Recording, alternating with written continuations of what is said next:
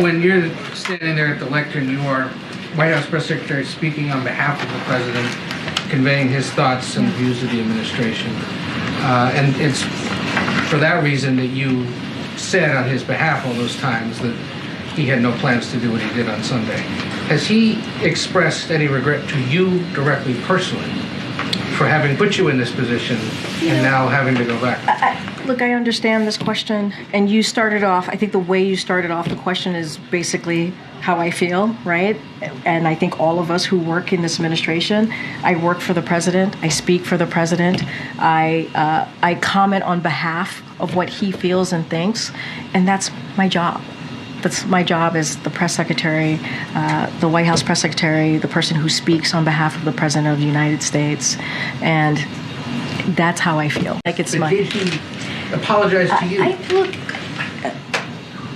there's no apology needed, maybe, to answer that question. No apology needed. What I will say is,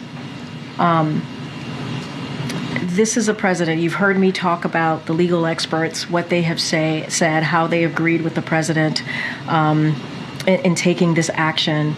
You've heard me say that over and over again. I've laid out quotes from different U.S. attorneys, prosecutors, who really laid out how the underlying factors of Hunter's case would not lead to what had occurred in the past several months. And I will also say this, and you heard this president say this many times before, he believes when it comes to his family, when it comes to how he moves forward about thinking about his family, they're the beginning, the middle, and the end. And he wrestled with this. It was not an easy thing for him to decide. There's a reason why I keep bringing up Congressman Jim Clyburn, is because this is someone who spoke to the president just 2 weeks ago and encouraged him to do so, to pardon his son.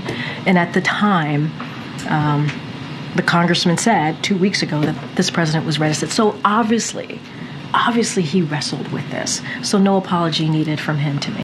Zeke asked this question, I just didn't hear an answer. The next time that the president says he will or won't do something, why should the American people believe him? I answered that question. I don't have anything else to add. I answered the question. Can you explain it in a way that's understandable?